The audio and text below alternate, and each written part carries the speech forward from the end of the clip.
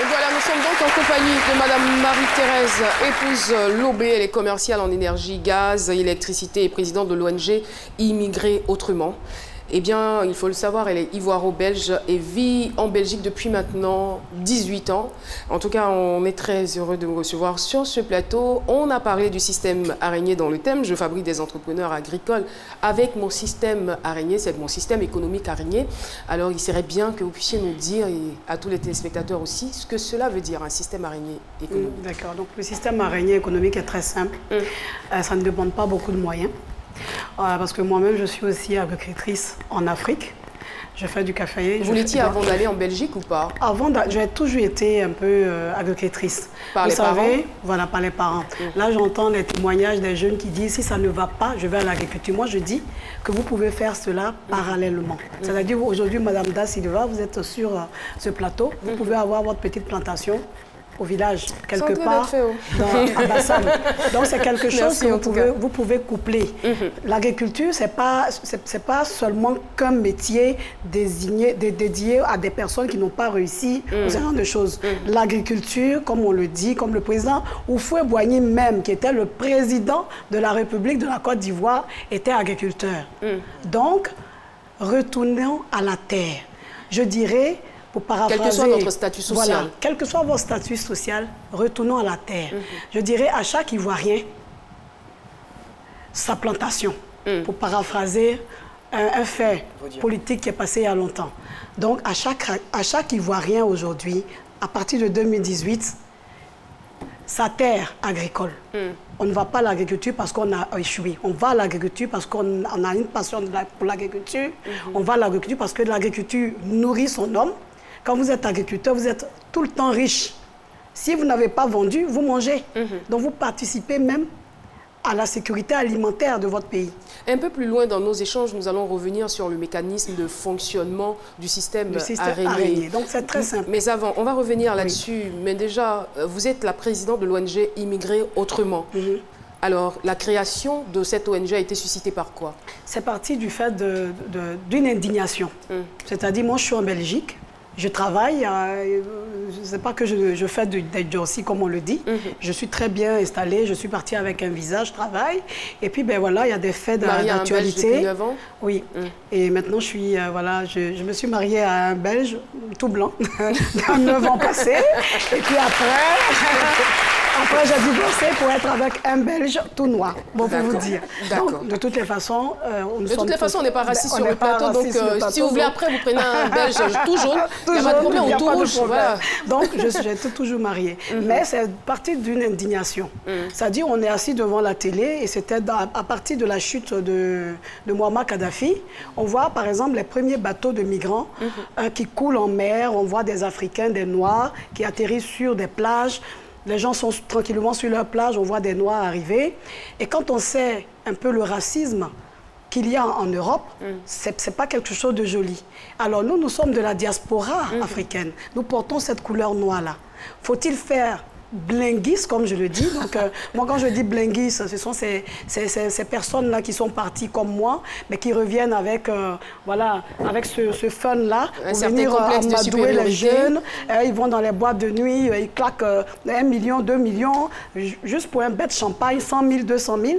Faut-il faire comme ces blinguistes-là, ou bien faire comme un benguiste? C'est-à-dire venir et aller rencontrer cette jeunesse pour leur dire, écoutez, on peut être riche partout. On n'a pas besoin d'être en Europe pour être riche. Nous-mêmes là-bas, là, on souffre. On ne vous dit pas la vérité. Moi, je travaille. On souffre. Parce que de un, ce n'est pas notre pays. De deux, il fait froid. Ce n'est pas notre climat. De trois, nous subissons la discrimination. Nous subissons le racisme. Le racisme, vous n'avez jamais vécu. Le racisme, c'est dire que tu n'es pas un être humain. Juste parce que tu es un noir, on peut t'appeler singe. On te déshumanise. Alors, imaginez-vous, nous qui sommes même partis avec les visas. Déjà là-bas, ça chauffe. Et puis vous partez sans visa. Mais vous allez pour vous humilier, casser vos rêves, briser votre vie. Déjà, la régularisation de vos papiers, ça prend facilement 6 ans, 7 ans. Pendant ce temps-là, celui qui est resté ici, il a investi. Et alors, à un moment donné, vous voyez que vous ne pouvez plus revenir. Parce que, bon, voilà, vous êtes parti. Vous avez nourri un rêve, vous êtes parti. Mais celui qui est resté ici, il a maintenant même acheté une maison, il a fait beaucoup de choses et toi, tu ne peux plus revenir. L'Europe, ce n'est pas le paradis. Ce que nous savons de l'araignée, c'est que l'araignée détient au total 8 pattes, 4 pattes en avant et 4 pattes en arrière. Alors, est-ce que cela a un lien avec votre mode de fonctionnement? Notre araignée aura plusieurs pattes. Parce que quand je prends par exemple, là où nous avons implanté le projet pilote dans le Moronou, il y a au moins 117 villages. D'accord. Donc les 117 villages, nous comptons avoir par village un groupement des femmes de l'agriculture. Mais vous dites nous comptons avoir. Qu'est-ce que vous avez déjà fait sur le terrain? Nous avons déjà 4 pattes de notre araignée. Et nous avons déjà le dos de notre araignée, en l'occurrence, le groupement des jeunes travailleurs du Moronou, qui est déjà né. Donc, c'est très simple, le système araignée économique. Les pattes de l'araignée dans les villages, ce sont par exemple les groupements des femmes de l'agriculture que nous avons créés. On peut les applaudir, hein. On va les saluer. Donc, par exemple, maman... Merci d'être venue, mesdames. Bombo est la présidente du premier groupement que nous avons créé, la première patte de notre araignée à Akakro, dans mon propre village. Et aujourd'hui, elle peut témoigner, elles sont heureuses, elles sont autonomes. Ça, c'est pour Akakro. Après, nous avons créé Assafoui, nous avons créé Eyukro, nous avons créé Broukro. Mais nous comptons créer encore Mbato. Nous comptons créer. Comment ça se passe? Tout ce sont les Vous pattes. mettez des fonds à leur disposition? Oui. Je veux dire, est-ce qu'il y a une contrepartie? Tout ça, on veut le savoir. C'est très simple. Donc, qu'est-ce qu'on fait? Nous avons, la première année, par exemple, pour le groupement Yeyo-Nian, comme le nom le dit, on va essayer pour voir. D'accord.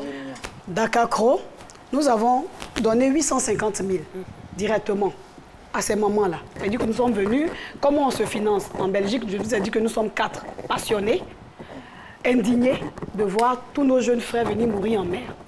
Donc, nous avons cotisé ensemble 1 million. Nous sommes venus, nous avons d'abord créé l'agrément. Donc l'agrément, c'est-à-dire que le groupement est reconnu en Côte d'Ivoire avec un numéro. Ça nous a pris à peu près 150 000. Nous avons récupéré le restant de cet argent et nous avons remis directement en groupement à Mme Mobomo. Et on leur a dit, nous exigeons 5 produits agricoles qu'on peut sécher. Donc, le maïs, l'arachide, le piment, le gombo et la pistache. Comment nous fonctionnons? Vous cultivez cette année, vous faites des sacs, parce que toute la production doit être séchée. Vous constituez des sacs. Quand nous, l'ONG, parce que nous avons un bureau permanent ici, nous venons vérifier comment vous produisez.